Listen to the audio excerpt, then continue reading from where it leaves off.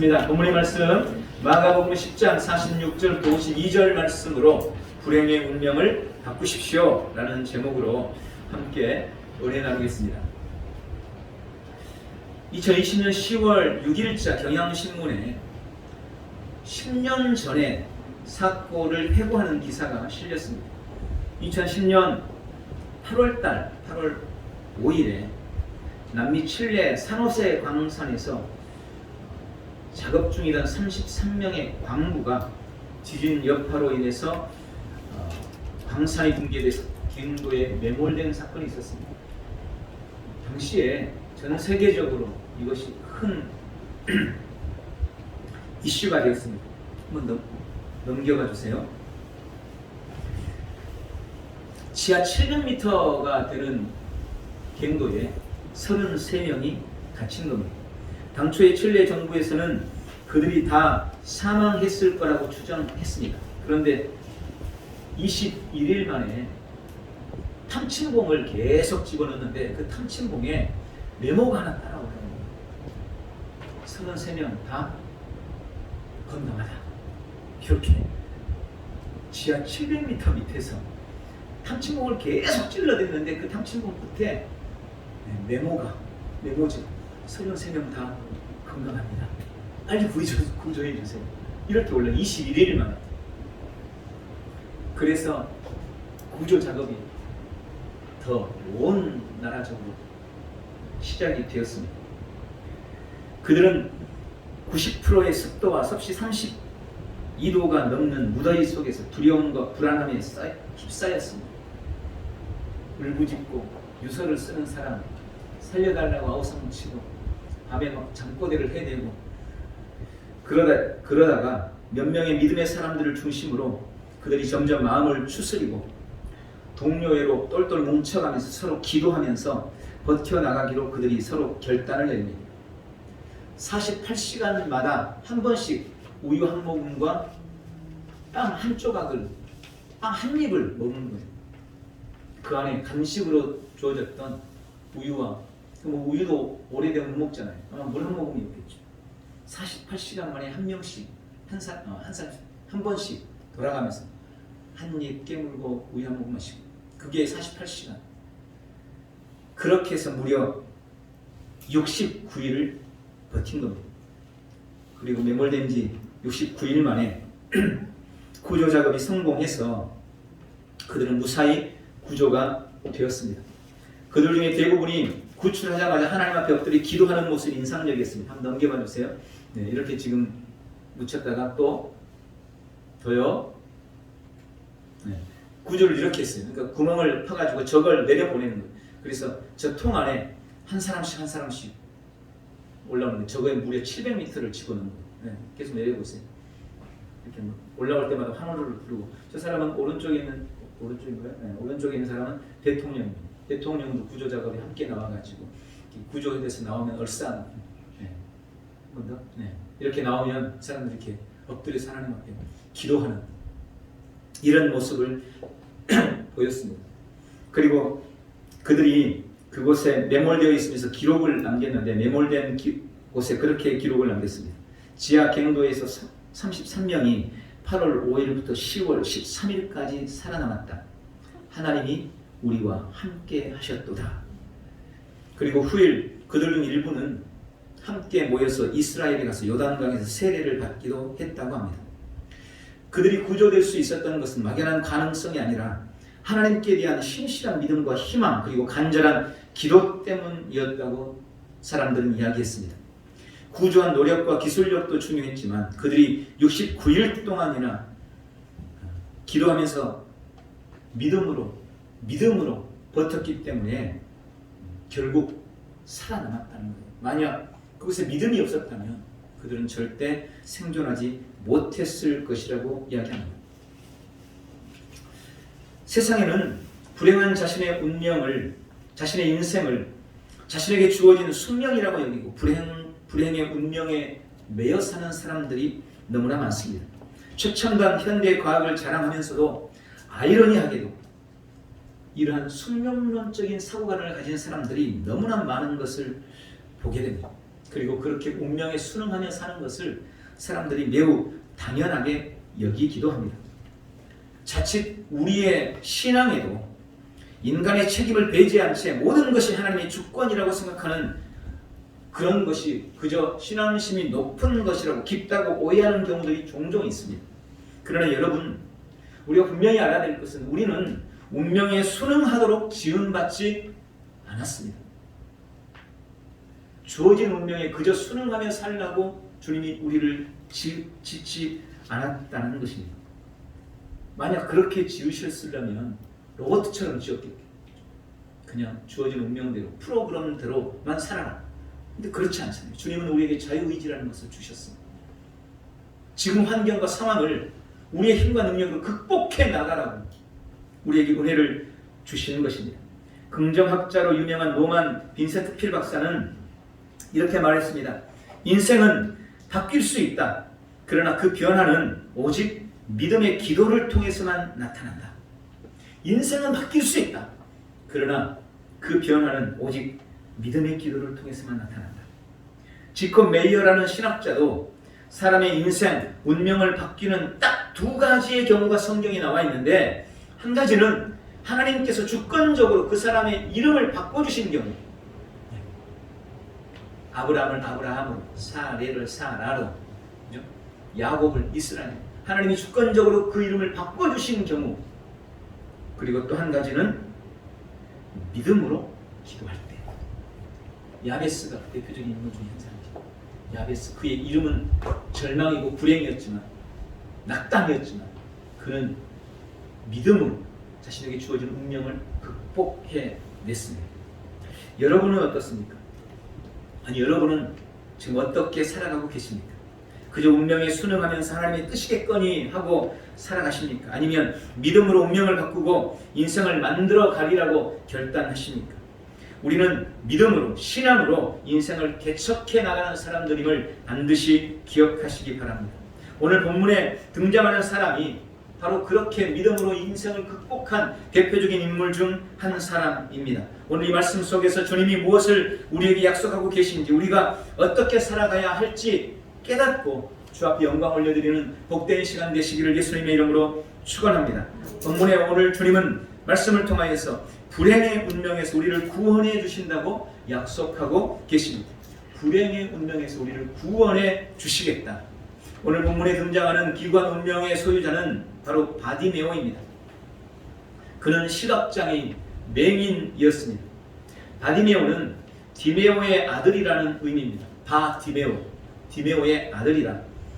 여기서 디메오, 바디메오라고 그가 바디메오다 이렇게 기록하고 있지만 사실은 어쩌면 그의 이름이 없었을 수도 있어요. 아니면 사람들이 그의 이름을 전혀 모르는 겁니다. 왜요? 맹인이니까, 장애인이니까, 숨겨놨던 사람이니까. 그저 디메오라는 사람의 아들이라는 것만 아는 거예요. 이름이 잘 안 불리는 거예요. 어쩌면 이름이 없었을 수도 있어요. 그래서 그를 사람들이 부를 때 요한아 이렇게 안 부르고 김지훈 목사 아들이네? 이렇게만 부르는 거예요. 쉽게 말해서. 이름을 잘 몰라요. 그런 사람이었어요. 그저 아버지의 이름으로 알려진 사람. 여러분, 당시에 맹인들은 할 수 있는 일이 아무것도 없었습니다. 그러니 어렸을 때는 숨겨져 있다가 나중에 어른이 돼서 혼자 살아가야 되면 그때는 길거리에서 얻어먹는 그야말로 거지 생활을 할 수밖에 없었던 것입니다. 또 당시 맹인은 하나님께 죄를 지어서 너희 먼 거다, 그렇게 태어난 거다, 이런 인식을 가지고 있었기 때문에 그가 당했을 마음의 고통과 아픔, 사람들로부터 당했을 그런 비난과 무시들, 비웃음들 아마 말로 할 수 없었을 것입니다. 그의 삶이 얼마나 고통스러웠을지 우리는 어렵지 않게 짐작해 볼 수 있습니다. 그는 참으로 불행한 운명의 사람이었습니다.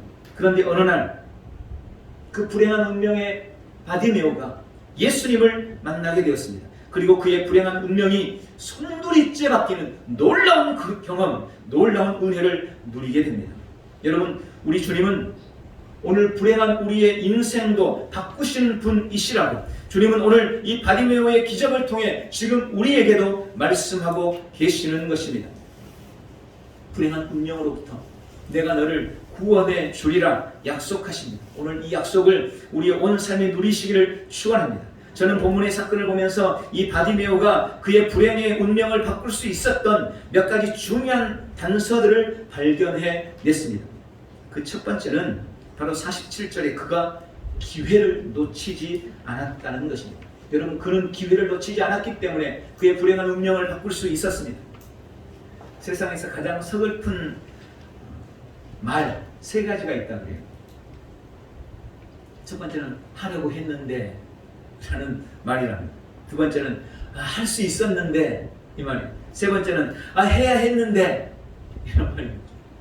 그때 그랬어야 됐는데, 그때 그걸 좀 사놨어야 됐는데, 뭐 이런 그 많이 후회하잖아요. 그때 그만뒀어야 됐는데, 아니면 그때 들어갔어야 됐는데, 뭐 이런 후회들이 많이 있잖아요. 다 후회하는 말, 기회를 놓쳤다는 것입니다. 여러분, 우리는 삶에 찾아온 기회를 놓치지 않아야 합니다. 오늘 본문에 바디메오는 길거리에서 구걸을 하면서 예수님께 대한 소문을 들었습니다. 예수님이 행한 놀라운 일들을 들었습니다. 그리고 그가 다윗의 자손이며 어쩌면 우리가 그렇게 기다리던 메시아일지도 모를 것이라고 그렇게 생각을 하게 된 겁니다. 그리고 언젠가 그분을 한번 꼭 만나봤으면 좋겠다. 그렇게 늘 예수 그리스도께 대해서 동경을 하고 있었습니다. 그런데 어느 날 갑자기 온 동네가 막 시끌벅적해집니다. 무슨 일인가 물어봤더니 지금 예수님이 그 동네를 지나가고 있다는 거예요. 자기가 그렇게 한번 만나보고 싶고 동경했던 그 예수님이 지금 자기 눈에는 보이지 않지만 저기 저 어딘가에 시끌벅적 사람들이 몰려가고 있는 저곳에 예수님이 있다고 생각을 하니 바디메오는 그 기회를 놓칠 수가 없었던 것입니다. 큰 소리로 어디 계신지도 모르지만 시끌벅적 사람들이 많은 곳을 향해서 예수님을 불렀습니다. 다윗의 자손 예수여, 나를 불쌍히 여기소서. 그리고 바로 그 부르짖음, 그의 운명을 바꾸었습니다. 여러분, 오늘 이 사건 후에 예수님은 곧바로 예루살렘으로 올라가셨어요. 오늘 11장이잖아요. 그리고 12장에 예수님이 예루살렘으로 올라가시고, 그리고 그곳에서 이제 십자가에 못 박혀 돌아가시고 다시 내려오지 못하셨습니다. 만약 바디메오가 지금 그 예수님이 혹시 이 사람들도 많은데 창피해, 요즘 말로 쪽팔려, 또 사람들이 비웃을 텐데 이러면서 다음에 사람들 좀 적을 때 그때 예수님 만나지 뭐 이래버렸다면 그는 영영 예수님을 만나지 못했을 것입니다. 그리고 그는 평생 거지요 맹인으로 그의 삶을 마감하고 말았을 것입니다. 우리 신앙에도 하나님은 은혜의 기회를 허락해 주십니다. 어떤 사람은 그 기회를 잘 잡아서 은혜와 복을 누리고 승리의 삶을 삽니다. 그런데 어떤 사람은 주님이 기회를 주셨음에도 불구하고 그 기회를 놓치고 실패하는 인생이 되고 마는 것입니다. 특히 저는 세 가지 기회를 놓치지 마시기를 권면합니다. 첫 번째는 말씀 듣는 기회를 놓치지 마시기 바랍니다. 언제 주님이 내게 말씀하실지 모릅니다. 내게 주시는 말씀인데 하필 그날, 하필 그 시간에, 하필 그 자리에 내가 없었다면 그게 얼마나 억울한 일이겠습니까?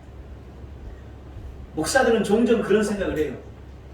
오늘 이 말씀을 꼭 그분이 들었으면 좋았을 텐데, 이런 생각을 할 때가 있어요. 의도적으로 그렇게 말씀을 드리는 건 아닌데 말씀을 전하다 보면 그분이 이 말씀을 꼭 들었으면 좋았을 텐데, 그럼 지금 겪고 있는 그 문제에 답이 될 텐데, 이런 생각이 들 때가 있거든요. 다행히 그분이 앉아 계시면 오늘 주님이 저분에게 말씀을 주시는구나. 그런데 하필 그때 그분이 안 앉아 계시면 제가 봐도 안타까워. 주님은 어떠시겠냐? 말씀을 들을 기회, 이 기회를 놓쳐서는 안 되는 것입니다.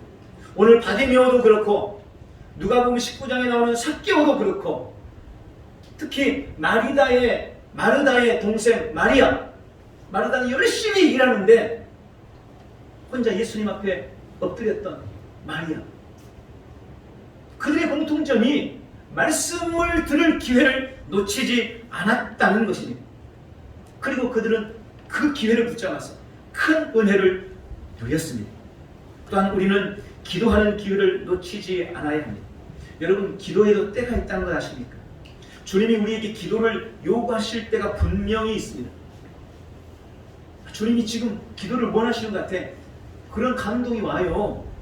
예수 믿는 사람이면 그게 당연히 옵니다. 성령님이 내 안에 계시기 때문에 기도를 시킬 때가 있어요. 그때 그 감동을 놓쳐서는 안 돼요.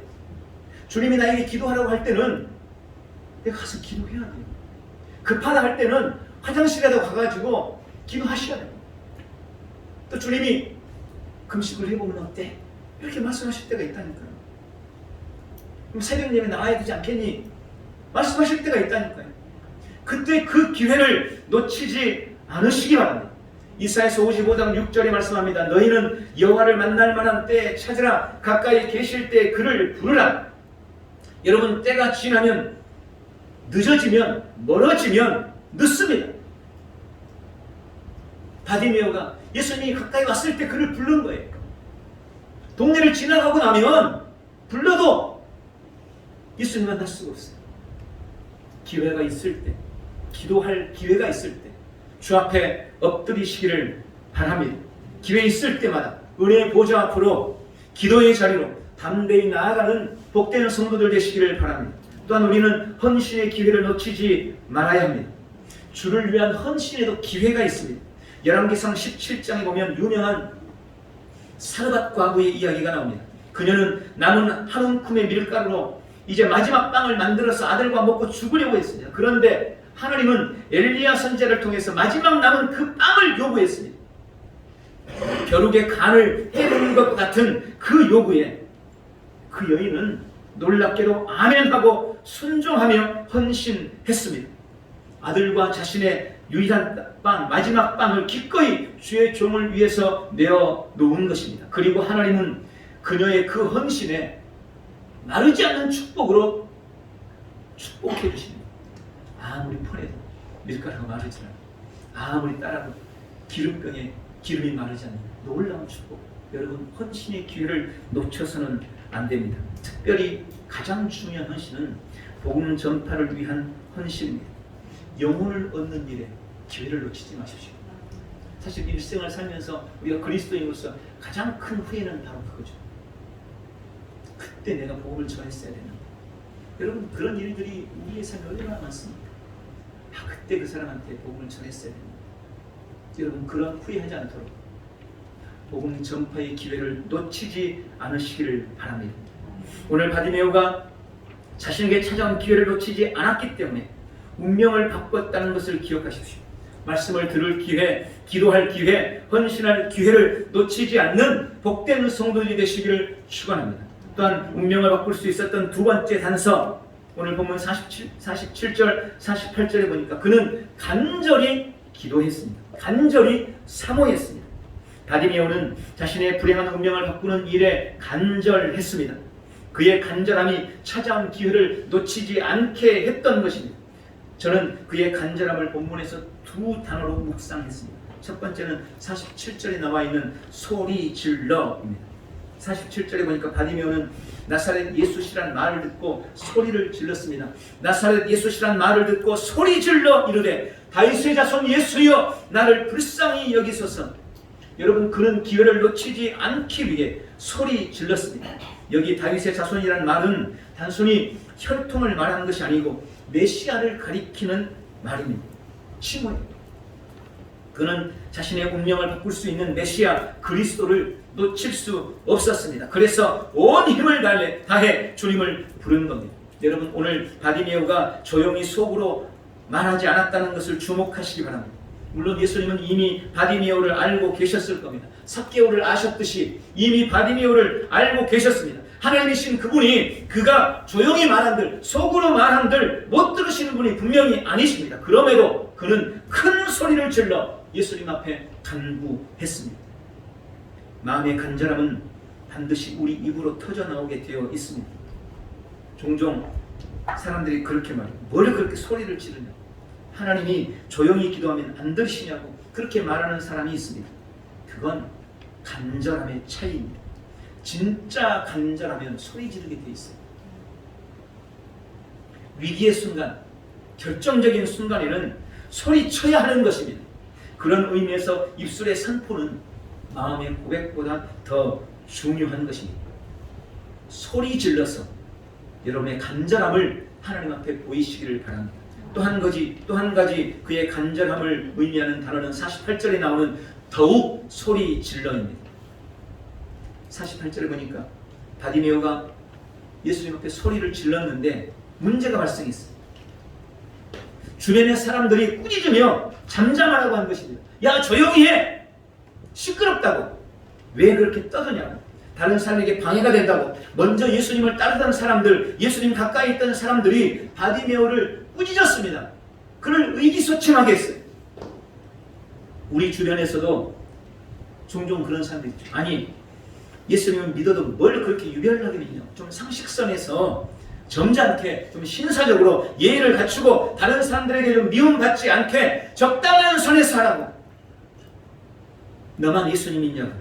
너만 교회 다니냐고. 여러분, 먼저 예수님을 믿는 사람들이, 믿던 사람들, 장로요, 권사요, 집사가, 혹은 다른 교회가, 심지어는 다른 목사님이 그렇게 꾸짖고 방해할 때가 분명히 있습니다. 그런데 이때 바디메오가 어떻게 반응했습니까? 그에게 잠잠하라고, 조용히 하라고 꾸짖는 그들에게 대해서 바디메오가 어떻게 반응합니까? 아이고 기죽어 하면서 의기소침하고 조용하고 입 다물었습니까? 아닙니다. 48절에 그가 더욱 소리 질러, 여러분, 그는 간절함으로 그들의 말에 아랑곳하지 않고 더욱 소리 질렀습니다. 다른 사람들의 방해에 포기하지 않았습니다. 먼저 주님을 따르던 사람들의 꾸짖음에 낙심하지도 않았습니다. 그는 더욱 소리 지름으로 그의 간절함을 주님 앞에 보였습니다. 주변의 방해에도 조금도 낙심하지 않고 더욱 주님을 사모했습니다. 그러자 그의 더욱 소리 지르는 그 소리를 듣고 예수님이 걸음을 멈추셨습니다. 그리고 그를 부르십니다. 여러분, 간절할 때 주님의 발걸음이 멈추는 것입니다.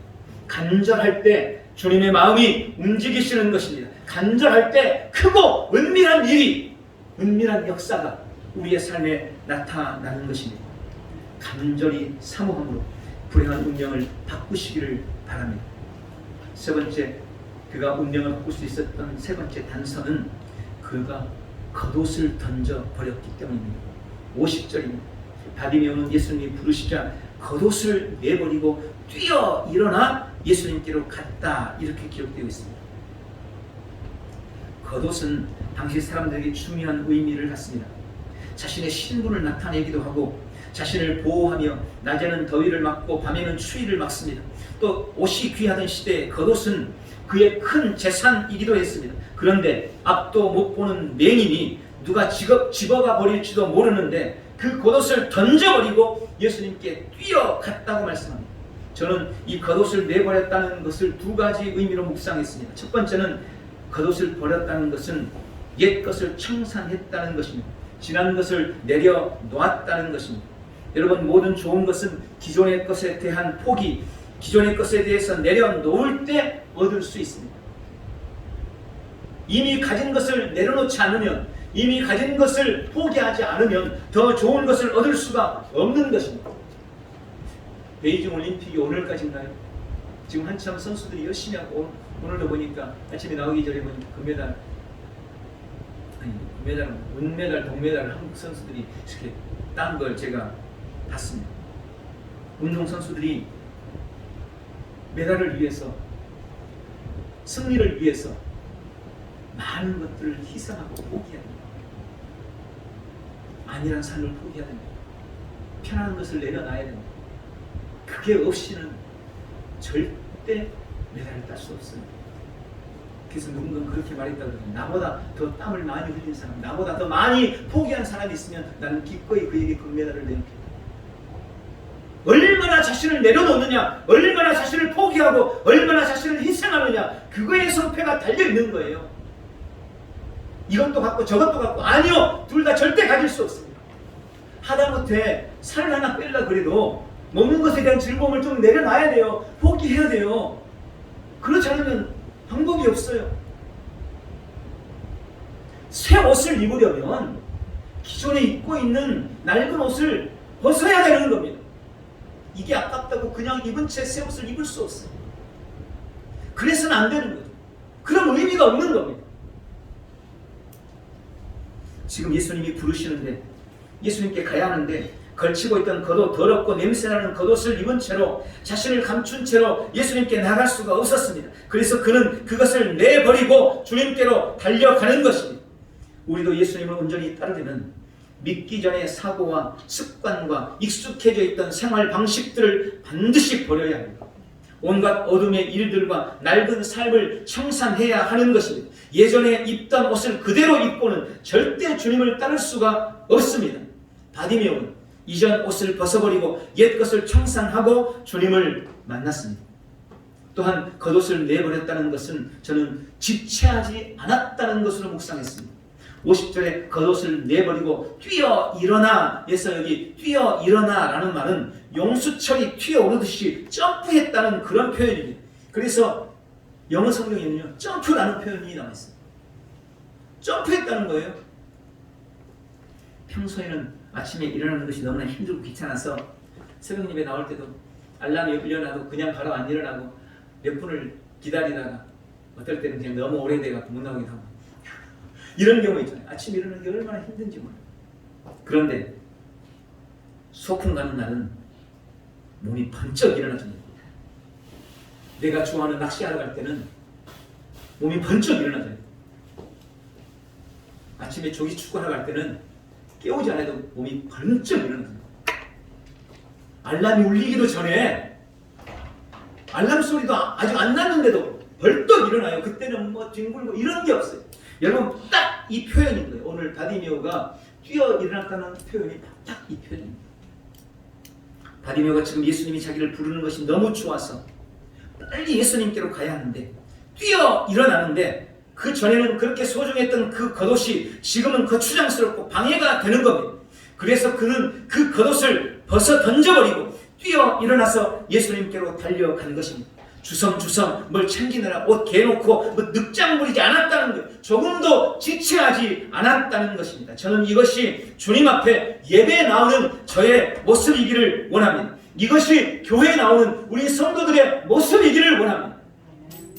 다른 날은 몰라도 주님 앞에 예배하러 나올 때는 뛰어 일어나서 알람 울리지 않아도 벌떡 일어나서 주님 만나야지 이런 마음으로 달려나오면 얼마나 좋을까. 그런 예배, 그런 사람을 우리 주님이 어찌 기뻐하지 않겠습니까? 여러분 기회를 놓치지 마십시오. 간절히 사모하십시오. 그리고 겉옷을 내어버리십시오. 그리해서 불행한 운명에서 구원해 주리라 약속하신 은혜를 누리는 복된 성도들 되시기를 바랍니다. 그러므로 두 번째, 낙심하거나 절망하지 마십시오. 바디메오는 태어나면서부터 맹인이었습니다. 그것이 자신에게 주어진 운명이라고 여기면서 삶을 살았습니다. 다른 맹인들이 그런 것처럼 자신도 그렇게 살다 죽을 것이라고 그렇게 당연하게 생각했습니다. 그런데 예수님께 대한 소문을 듣고 마음이 점점 바뀝니다. 예수님께 대한 믿음을 갖게 되니 전에 없던 희망이 생겼습니다. 마음속으로부터 열정이 일어난 겁니다. 내 운명과 한번 싸워보리라는 생각이 들었습니다. 여러분 그것이 믿음이 가진 놀라운 힘입니다. 하나님은 우리가 그저 운명에 순응하면서 팔자려니 하는 그런 마음으로 닥쳐있는 인생의 불행을 맞이하라고 말씀하지 않습니다. 포기하지 말고 낙심하지 말고 기도하라고 희망을 가지라고 말씀하십니다. 여러분 포기나 절망도 습관입니다. 자꾸 포기하고 자꾸 절망하게 되면 사소하고 작은 문제도 쉽게 낙심하고 포기하고 절망에 빠지는 것입니다. 우리에게는 어떠한 절망적 문제도 능히 이길 든든한 백이 있습니다. 날 위해 기꺼이 십자가를 지신 예수 그리스도, 지금도 말할 수 없는 탄식으로 나를 위해서 기도하시며 나를 돕고 계시는 성령님, 힘주시는 성령님, 그리고 전능하신 하나님이 나의 아버지가 되십니다. 우리의 믿음의 대상이 누구인지 분명히 알면 우리는 어떤 낙심과 절망도 이겨낼 수 있습니다. 주님을 믿고 어떤 인생의 불행도 이겨내는 복되고 귀한 성도들 되시기를 축원합니다. 마지막으로 믿음으로 기도하십시오. 오늘 51절에 예수님이 말씀하여 이르시되 내게 무엇을 하여 주기를 원하느냐 맹인이 이르되 선생님 보기를 원하나이다. 52절 예수께서 이르시되 가라 네 믿음이 너를 구원하였느니라 하시니 그가 곧 보게 되어 예수를 길에서 따르니라. 바디메오가 예수님께 간절히 기도했습니다. 그 기도에 주님은 발걸음을 멈추고 그를 불렀습니다. 그리고 그에게 한 가지 확인하십니다. 바로 믿음이었습니다. 예수님이 너에게 무엇 해주기를 원하느냐라고 물으신 것은 그의 믿음을 확인하시는 것이었어요. 주님 보기를 원합니다 라는 그의 말 속에서 주님은 믿음을 보셨습니다. 그리고 그에게 믿음이 있음을 알고 주님이 선포하셨습니다. 가라 네 믿음이 너를 구원하였느니라. 그 순간 그의 평생의 저주와 불행의 운명이 끝났습니다. 예수님이 그리스도의 우리 인생의 답임을 알아도 하나님이 우리의 불행의 운명을 바꿔주신다고 약속하셨어도 그 자체로 우리의 운명이 바뀌는 것은 아닙니다. 바디메오의 불행한 운명을 바꾸었듯 오늘 주님이 우리의 운명을 바꾸기 위해 지금 우리에게 요구하시는 가장 결정적인 것이 있습니다. 바로 믿음의 기도입니다. 믿음의 기도. 지금 약속을 믿고 믿음을 가지고 소리 질러 하나님께 기도하십시오. 믿음의 기도로 불행의 운명을 바꾸는 기적을 누리시길 예수님의 이름으로 축원합니다. 기도하겠습니다. 전능하신 하나님 아버지, 오늘 오직 믿음으로 불행의 운명을 바꾸었던 바디메오에 대해서 함께 은혜 나누며 우리도 믿음으로, 믿음의 기도로 우리 삶에 찾아온 각가지 불행과 문제를 이겨나가고 바꿔나가기를 결단하고 결심합니다. 이곳에 임하여 주옵시고 우리의 결심이, 우리의 간구가 주 앞에 연락되도록 축복해 주시옵소서. 오늘 믿음의 기도로 운명을 바꾸는 복되고 귀한 성도들 다 되게 역사하옵소서. 예수님의 이름으로 기도하옵나이다. 아멘. 이 시간 우리